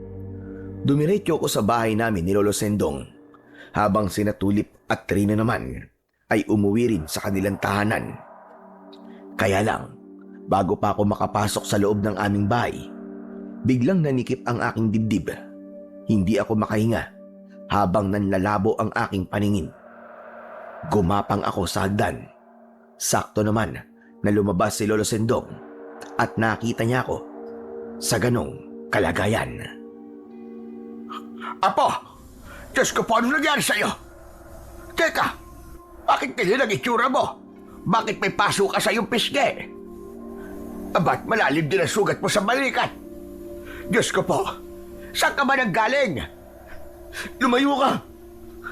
Wala kang may tutulong sa akin. Umalis ka sa harapan ko! Peter, hindi kita maaaring iwanan sa ganyang kalagayan mo. Huwag na nga kayo magpanggap na parang bang nag-aalala kayo sa akin. Basta lumayas na kayo sa harapan ko. Dahil kung hindi, baka mapatay ko lamang kayo. Hindi ako aalis dito kahit na ano mangyari. Kaya sige, tumayo ka. Aalalaya kita makapasok sa bahay natin. Gagamutin ko ang sugat mo sa balikat. Akma sanang aalalayan ako ni Lolo Sendong, pero umiwas ako sa kanya. Mabilis akong tumayo at itinulak ko ang matanda. Agad akong pumasok sa loob ng aking silid. Pagkatapos nun, ay isinarado ko ng mabuti ang pinto. Narinig ko ang malakas na katok ng matanda mula sa labas ng aking pintuan. Apo, ano ba nangyayari sa'yo? Sige na, papasukin mo na ako. Gagamutin ko ang sugat mo. Apo! Umalis na kayo! At huwag kayo lalapit sa akin! Agad akong nagpalit ng damit at pinunasan ko ang dugong umaagos mula sa aking balikat. Nanginginig ang aking kamay dahil sa sakit. Pagsisisihan ni Mang Osme ang ginawa niyang to sa akin. Sinusumpa ako. Gaganti ako sa kanya. Papatayin ko siya. Umalingaw-ngaw ang malakas kong sigaw sa loob ng aking silid. Hanggang sa bigla kong nawalan ng malay. Kinabukasan, nagising ako sa malamig na tubig na dumadampi sa aking mga sugat. Pagmulat ng aking mga mata, nakita ko si Lolo Sendong. Agad akong bumalikwas ng bangon at sinamaan siya ng tingin. Lumayo nga kayo sa akin. Hindi ko kailangan ng tulong niyo. Huwag niyo akong gagamutin. Ano ba nangyayari sa'yo, Apo? Hindi naman kita matiis. Apo kita. Sige na, sabihin mo sa akin. Saan ka ba talaga naggaling kagabi? At kung saan mo nakuha ang mga sugat mo? Bakit mo sasabihin ko ba sa inyo? Maniniwala ba kayo? Baka pagtawanan niyo lang ako. Huwag ka magsalita ng ganyan, Apo. Mahal kita. Patawarin mo ko sa aking mga nasabi. Pero nagawa ko lamang yon dahil sa sobra akong nasasaktan sa pagtrato mo sa akin ng masama. Totoo ang pag-aalala ko sa iyo ngayon, Apo. Bakit ba hindi mo nararamdaman yon? Ganun na ba kalaki na gawa kong kasalanan? Para parusahan mo ko ng ganito? Kahit na ano pang sabihin niyo, hindi ako naniniwala sa inyo. Sige na, lumabas na kayo ng kwarto ko. Hindi ko kayo kailangan. Dahil sa nararamdaman kong sakit mula sa aking sugat, tumayo ako at nagwala ako. Itinulak ko si Lolo Sendong palabas ng aking silid. Subalit nagmatigas siya. Hindi niya ako iniwanan. Tumabi kayo! Wala kayong may tutulong sa akin, ang kulit nyo ha! Ang gusto ko lang, mapatay ko ang hayop na may gawa nito sa akin. Sige, sabihin mo sa akin kung sino may gawa nito sa'yo. At ako mismo papatay sa kanya. Alam ko kung anong uri ng sugat ang nasa pisngi at balikat mo. Hindi yan isang ordinaryong paso. Tama ba ako?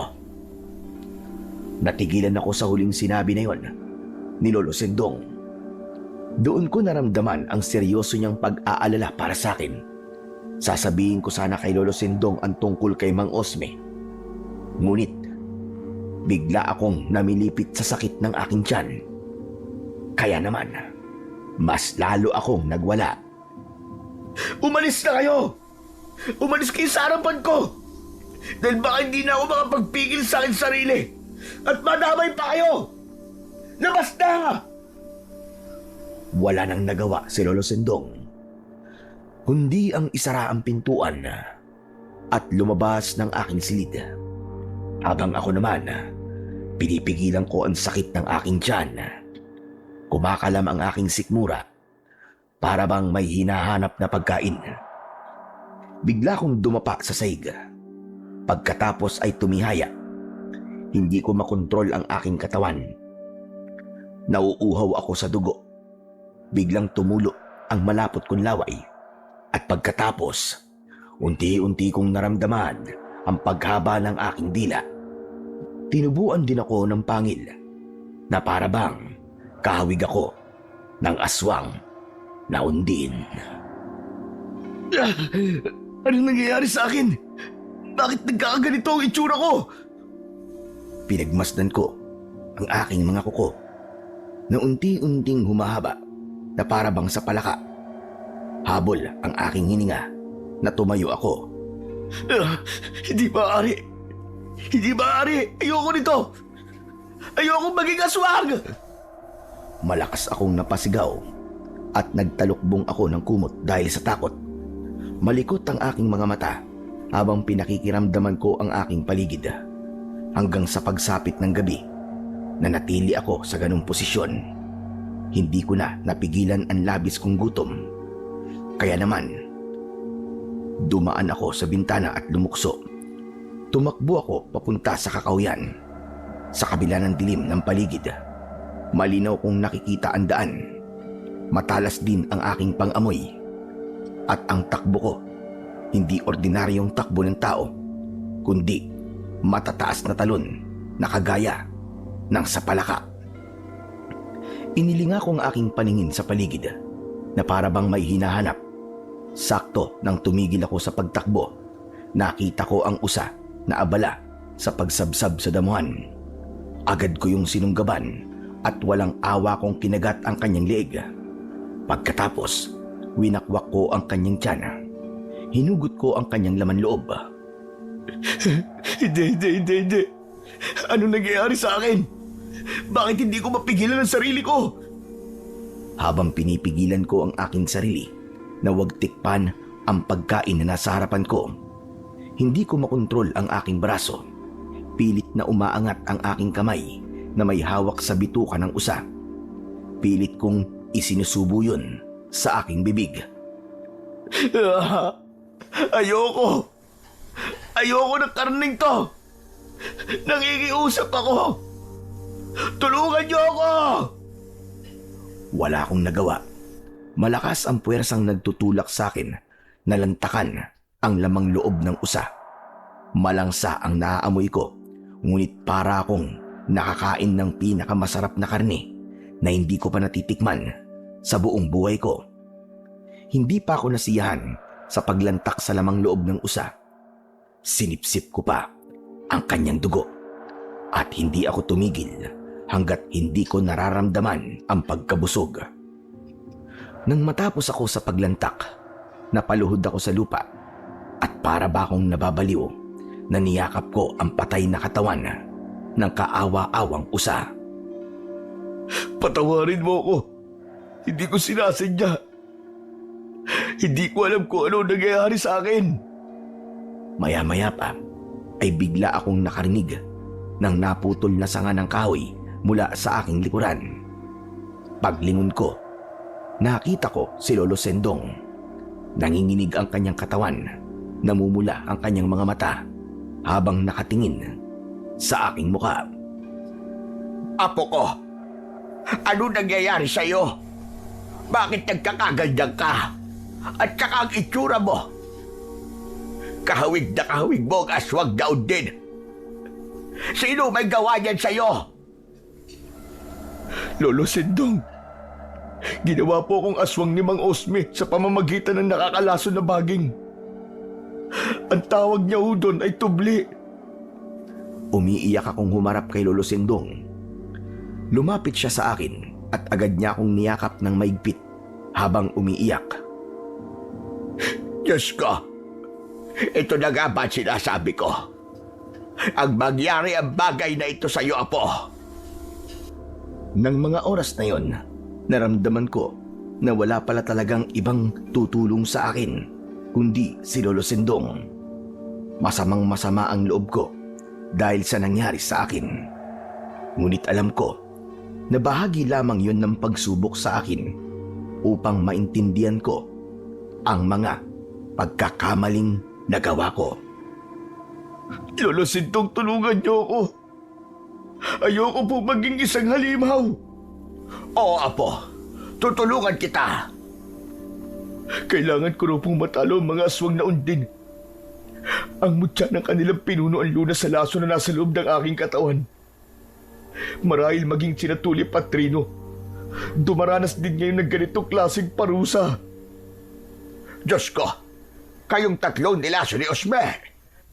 Hindi pa rin siya nagbabago kahit marami na ang nawala sa kanya. Kasalanan ko naman po eh. Kasalanan po namin kung bakit niya kami pinarurusahan. Nadamay lang si Rino. Ngunit pagsisisihan niya pa rin dito. Paano kung may nangyari masama sa inyo, Apo? Paano kung tuluyan na kayo maging aswang? Natatakot ako. Tulungan niyo ako, Lolo Sindong. Tulungan niyo ako.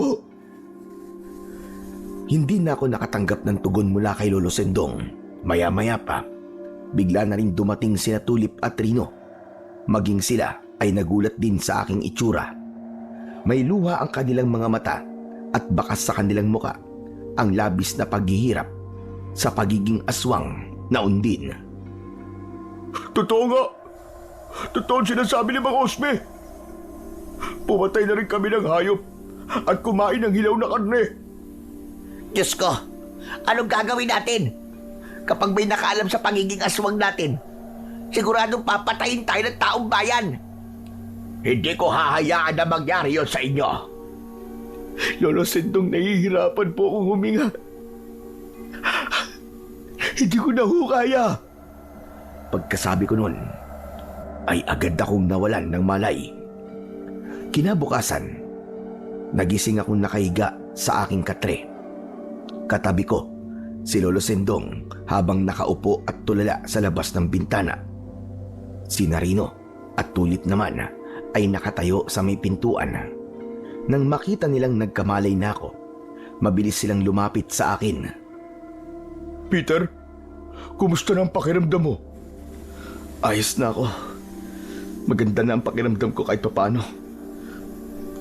Teka, sandali lang. Lolo Sindong, ano pong nangyari sa akin?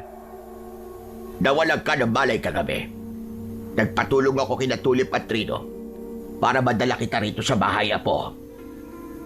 Sabihin niyo po, Lolo Sindong, ano po ba talaga nangyayari sa akin? May ibang paraan pa po ba? Para gumaling po ako? Wala lang ibang paraan. Agbot ka ng undin ang lunas para bumalik kayo sa dati. Kailangan mo talagang talunin ang kulay itim na undin. Kailangan mong makuha ang kanyang mutya upang magsilbing lunas sa laso na nasa katawan ninyo. Kapag hindi na naagapan, habang buhay na kayo magiging aswang na undin o di kaya naman, maaari kayong mamatay ng dahil sa lason. Paano ko po mauuwa ang mutya? Wala naman po akong kakayahan na lumaban sa mga aswang. Ang pagiging aswang mo ang magbibigay sa iyo ng kakayahan para lumaban sa kanila. Teka, sandali lang. May ibibigay ako sa iyo. Hintayin mo ko dyan. Tumayo si Lolo Sendong.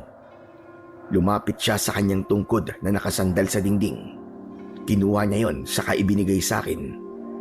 Habang si Narino at Tulip naman ay nakikinig lamang sa aming pinag-uusapan. Hindi po ba't tungkod niyo po ito, Lolo? Tama ka. Isang kakaibang tungkod na may lakas na kayang pumatay ng mga aswang. Malalindol ang epekto ng sandatagyan sa katawan ng mga undin. Gawa ang tungkod sa kahoy ng lukban na siyang pangunahing kontra sa mga kampon ng kadiliman. Kung ganun, handa po akong lumaban sa mga aswang. Teka, sandali lang, Peter. Hanggang ngayon hindi pa rin malinaw sa akin kung bakit ginawa sa atin to ni Mang Osme. Lolo Sendong, sabihin niyo naman po, bakit po kami? Kayo ang ginamit niya dahil alam niyang matapang kayo. Ang totoo niyan, manunugis ng aswang si Osme. Isa siyang tanyag na manglalason noon bago siya nakulong. Bakit po siya nakulong? Dahil sa maling paratang. Inakala ng mga pulis na siya ang pumatay sa kanyang asawa. Pero ang totoo, nagpakamatay ang kanyang asawa sa pamamagitan ng lason. Akala naman ni Osme, pinatay ang kanyang asawa ng mga aswang dahil marami siyang natagpuan na undin sa loob ng bahay nila. At yun na nga, at ginawa nila kayong pain. Saka ko lang naunawaan ang lahat. At dahil sa pagiging barumbado namin, kami ang napili niyang panlaban sa mga aswang bilang karamay niya sa pagtugis sa mga ito. Hindi literal na masama si Osme. Sa maniwala kahit siya hindi, ginawa niya ito para kay Peter. Gusto niyang batauan si Peter sa kanyang pagiging barumbado. Pero maling-mali naman po ang kanyang paraan, Lolo. Kung ibang paraan ba ang ginamit niya, matatauhan ka ba? Magbabago ka ba? Matagal akong hindi nakapagsalita at hindi nakasagot sa tanong ni Lolo Sendong. Kailangan kong makausap si Mang Osme. Ipaliwanag niya to. Pupuntahan ko siya. Hindi na kailangan. Dahil nandito na ako. Sabay-sabay kaming napalingon sa pinagmulan ng boses. Nakatayo si Mang Osme na para bang walang nangyari. Napabalikwas ako ng bangon at hindi ko napigilan ang aking sarili na hindi siya lapitan at suntukin sa muka. Bumagsak siya sa saig. Pagkatapos ay sinakal ko siya sa leeg. Hayop ka! Anong ginawa mo sa amin? Anong ginawa mo? Peter, tama na! Baka mapatay mo si Mang Osme! Kung akong tatanungin, dapat lang talaga sa kanyang mamatay. Hindi makatarungan ang ginawa niya sa atin. Tama na! Tama na, Peter! Bitiwan mo na si Osme! Saka ko lamang binitiwan ang leeg ni Mang Osme. Tumayo ito at humarap sa amin. Bakit? Hindi ba kayo masaya? Lalo ka na, Tatay Sendong. Hindi ba tama lang ang ginawa ko sa iyong apo? Nagkakamali ka. Magsisi ka sa ginawa mo sa aking apo. Kahit kailan, hindi ko pagsisisihan ang ginawa ko sa kanya. Kung naging masama man ako, anong tawag naman sa ginawa niyo sa amin, Mang Osme, ha?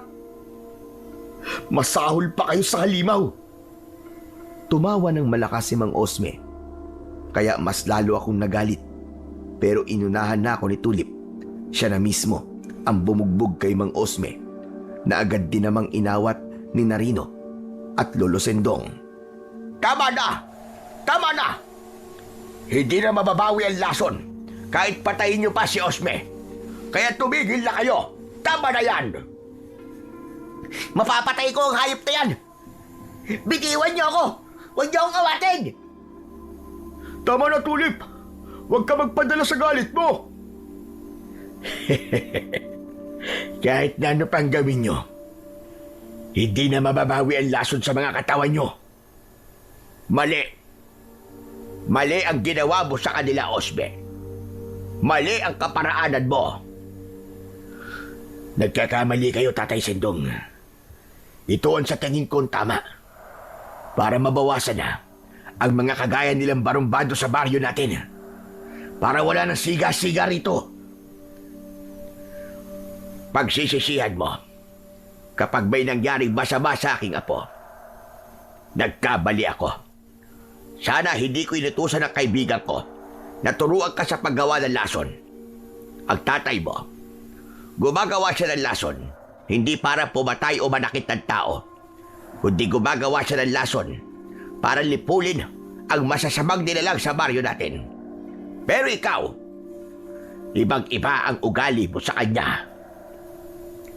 Nagbago ko dahil pinatay ng mga aswang ang asawa at anak ko. Kaya isinusumpa ko sa akin sarili na magbabayad silang lahat. Ngunit walang kaugnayan na pinaglalaban mo sa aking apo. Meron siyang kaugnayan sa pinaglalaban ko.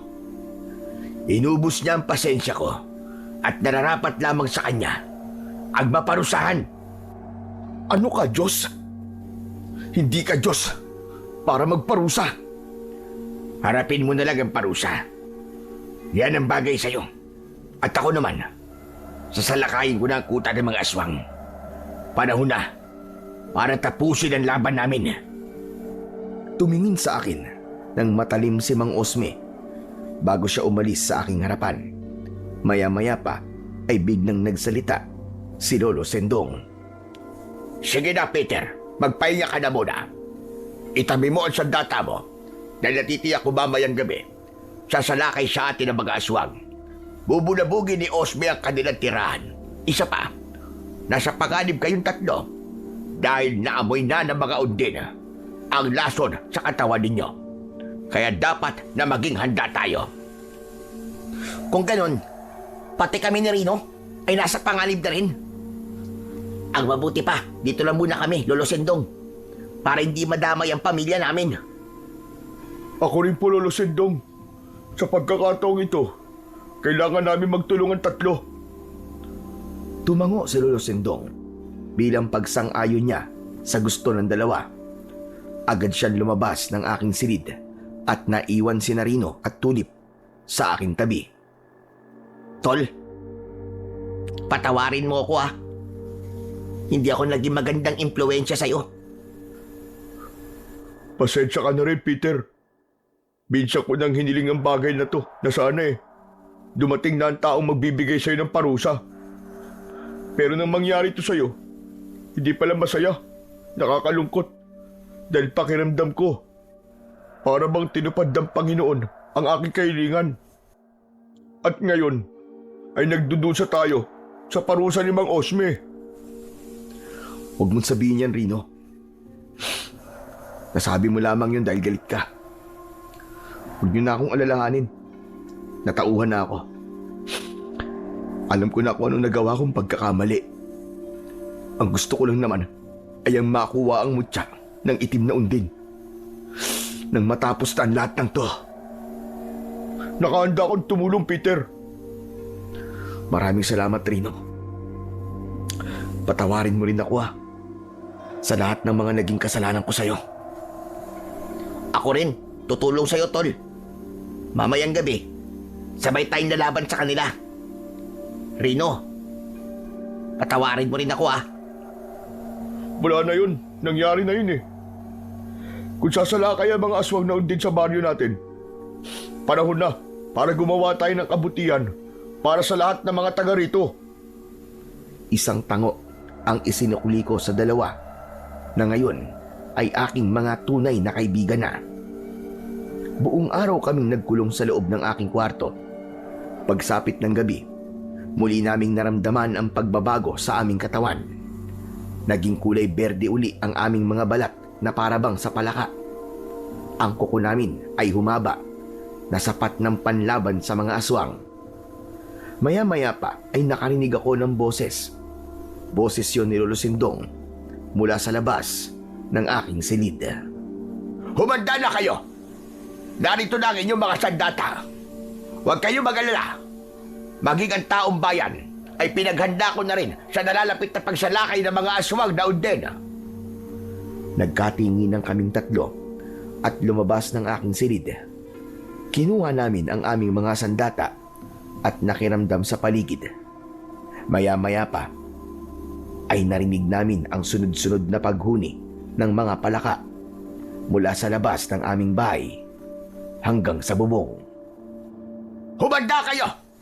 Nandito na mga aswang na undin! Ako ang harap sa kanila! Dito lang muna kayong tatlo. Huwag na huwag kayong lalabas.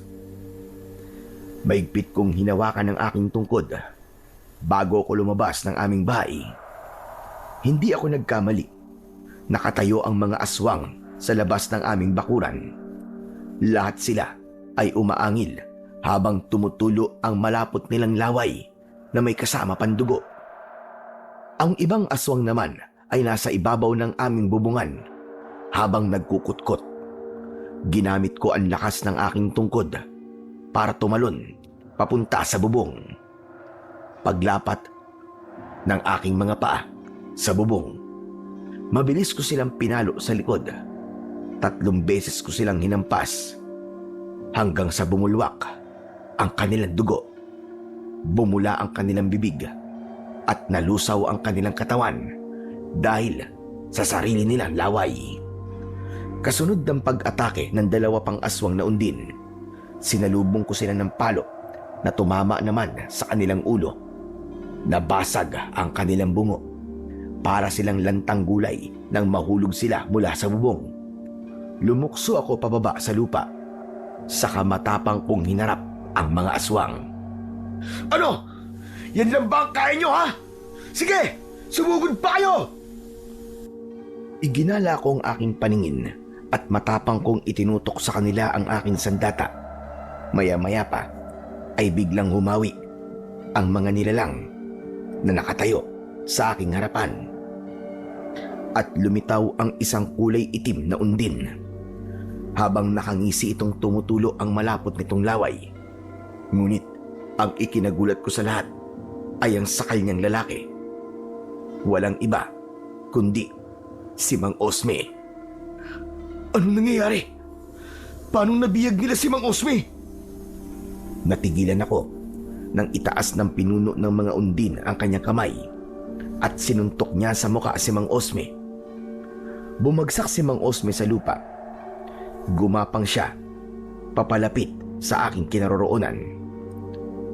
Nang mapansin kong aatakihin ulit ng pinuno ng mga undin si Mang Osme, mabilis akong tumakbo para salubungin ang itim na undin.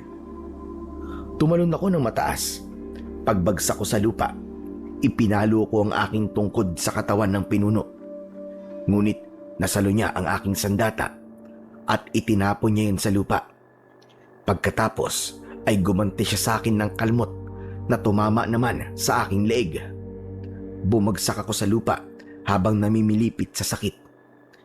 Hindi pa nasiyahan ang pinuno ng mga undin. Inilabas niya ang kanyang dila at ipinulupot niya yon sa aking leeg. Umangat ang aking mga paa sa lupa. Kaya naman, lumabas si Narino at Tulip para tulungan ako. Habang si Lolo Sindong naman ay agad niyang inalayang tumayo ang nanghihinang si Mang Osme at ipinasok niya ito sa loob ng aming bahay. Pakawalan mo ang kaibigan ko, ayop ka! Ikaw ang galimaw na dapat nang mamatay! Tinaga ni Tulip ang pinuno ng mga undin. Ngunit nakaiwas ito. Gumanti ng sipa ang aswang na tumama naman sa tiyan ng aking kaibigan. Bumagsak si Tulip sa lupa habang namimilipit sa labis na sakit.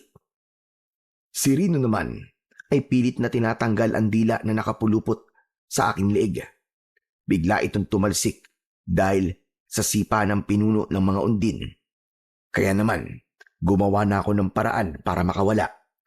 Wala na akong ibang pagpipilian kundi ang kagatin ng kanyang dila. Naputol ko ang dila ng aswang, kaya nagkaroon ako ng pagkakataon para makuha ang nabitiwan kong tungkod. Kung ikaw ang magsisilbing lunas para sa lason, kailangan mo mamatay, demonyo ka! 2 beses kong pinaikot sa ere ang aking tungkod. Inipon ko ang lahat ng lakas ng kapangyarihan ng aking sandata bago ko yun ipinalo sa kanyang ulo. Halos mabasag ang kanyang bungo. Bumagsak siya sa lupa habang umaangil. Sumugod na rin sa akin ang mga alagad niya, ngunit sinalubong naman sila ng aking mga kaibigan. Nakipagpambuno kaming 3 sa mga aswang na undin. Bawat tamaan ng aming mga sandata ay agad silang bumabagsak sa lupa. Nalulusaw ang kanilang katawan dahil sa sarili nilang dugo at laway. Maya-maya pa ay muling bumangon ang kanilang pinuno para sana atakihin ako. Ngunit tinamaan siya ng taga sa tiyan ni Tulip. Kaya naman, nang matigilan ng aswang, lumapit ako at ubod lakas kong ipinalo sa kanya ang tungkod. Nagkikikisay ang katawan niya habang unti-unting nasusunog ang sarili niyang dugo. Ito na ang katapusan ng pag-aasik mo ng lagim. Mamatay ka na! Pinalo ko ang tungkod sa kanyang ulo. Nabasag na ang kanyang bungo. Bumula ang kanyang bibig hanggang sa tuluyan siyang nalusaw. Nakita ko naman ang alagad nito na pumunta sa maraming bahay. Kaya naman, agad kaming kumilos na magkakaibigan para iligtas ang mga tao. Rino, Tulip, doon sila pumunta sa baging yon. Iligtas natin ang mga tao. Papunta sila sa tindahan ni Aling Mila. Bilisan nyo! Agad kaming tumakbo papunta sa kinaroroonan ng maraming bahay. Naabutan namin ang ibang aswang na undin na inaatake ang mga tao sa loob ng kanilang bahay. Mabilis akong kumilos para iligtas sila. Subalit, ang iba naman ay natakot sa aking itsura. Inatake nila ako ng taga. Mabuti na lang at mabilis kong naiiwasan yon. Agad akong nagpakilala sa kanila kung sino ako bago sila tumulong sa amin laban sa mga aswang. Pagkalipas ng halos 1 oras na pakikipaglaban sa mga undin, lahat sila ay napatay namin. Pumagitna ang katahimikan sa aming paligid. Lahat ng mga tao ay nakapalibot sa aming 3. Nagpasalamat silang lahat sa ginawa naming pagliligtas sa kanila. Alam kong naging bahagi ako ng kaguluhang ito. Kaya humihingi ako ng tawad sa inyong lahat. Patawarin niyo ako kung naging masama ako sa inyo. Hindi nagsalita ang mga tao, ngunit lumapit sila sa amin na hindi nagpakita ng takot sa aming mga itsura. Tinapik nila ako sa balikat at sinabi nila sa akin na kahit na anong mangyari ay umaasa raw sila na tuluyan na akong magbabago. Kaya hangad daw nila na maibalik na sa dati ang normal naming itsura. Kaya naman, hindi ko na napigilan ang aking sarili ang hindi maluwa sa aking mga narinig. Maraming salamat po sa pangalawang pagkakataon na ibinigay niyo sa akin. Hindi ko kayo bibiguin. Ako rin po. Nagpapasalamat sa inyong lahat. Patawarin niyo po ako. Naramdaman ko ang mga kamay ni Ronnie at Tulip sa aking balikat. Nakangiti sila na punong-puno ng pag-asang mawawala pa ang lason sa aming katawan. Umuwi kaming 3 sa bahay para kausapin si Mang Usmi. Nakita ko na hawak ni Lolo Sindong ang mutya ng aswang na undin na nakuha niya sa katawan ng pinuno ng mga aswang. Patawarin mo ko, Peter. Hindi ko alam na sobrang sama ng aking ginawa sa inyo. Hindi po, Mang Osmi. Ako po ang dapat na humingi ng tawad sa inyo. Nang dahil po sa ginawa niyo sa akin, natuto po ako at nalaman ko ang aking pagkakamali.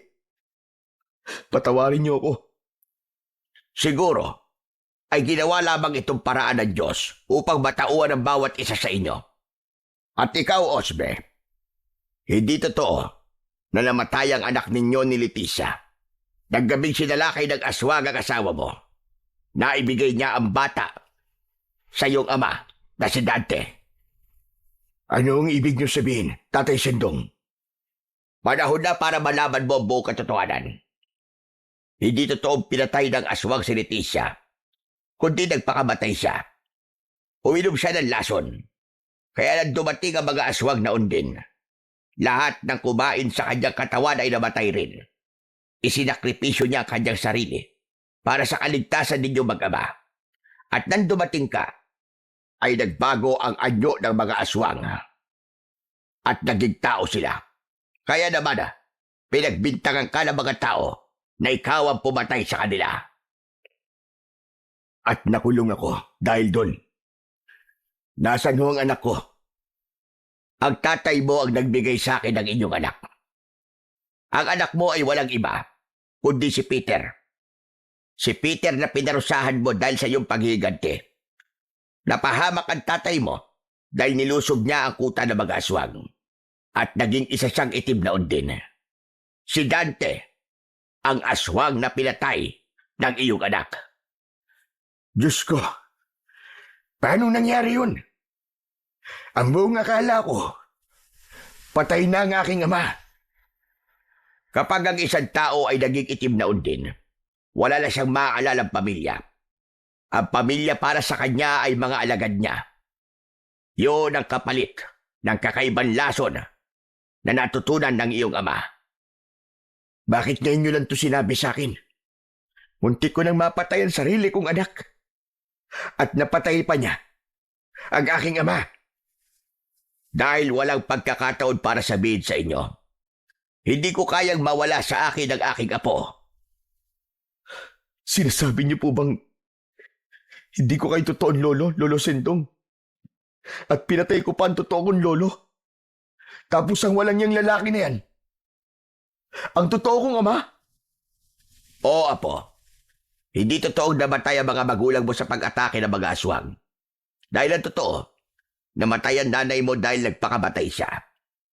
Nakulong naman ang tatay mo dahil napagbintangan siyang pumatay sa mga tao at sa nanay mo. Hindi. Hindi totoo sinasabi niyo. Totoo ko kayong lolo eh. Niloloko niyo lang ako. Patawarin mo ko, apo ko. Pero minahal kita ng higit pa sa buhay ko. Para sa akin, ikaw ang totoo kong apo. Pambihira namang revelasyon to, tolo. Ang taong nagbigay sa'yo ng parusa ay tatay mo pala. Hanep, talaga mapagbiro ang tadhana, Peter. Patawarin mo ko, anak.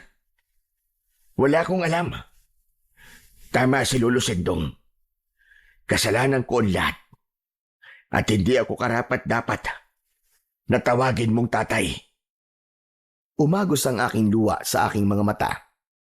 Hindi dahil sa aking mga natuklasan, kundi dahil sa lahat ng pagpapahirap na ginawa ko kay Lolo Sendong. Kung paano niyang tiniis ang aking ugali. Kaya naman, umiiyak akong lumapit kay Lolo Sendong. Lo, patawarin niyo ako.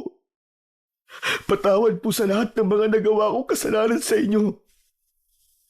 Isang maigpit na yakap ang itinugon sa akin ni Lolo Sendong. Hindi ko pala kayang mawala siya sa buhay ko. Kaya naman, bigla na akong natauhan sa lahat ng aking pagkukulang. Maya-maya pa ay nilapitan ko rin si Mang Osme, na akin palang totoong ama.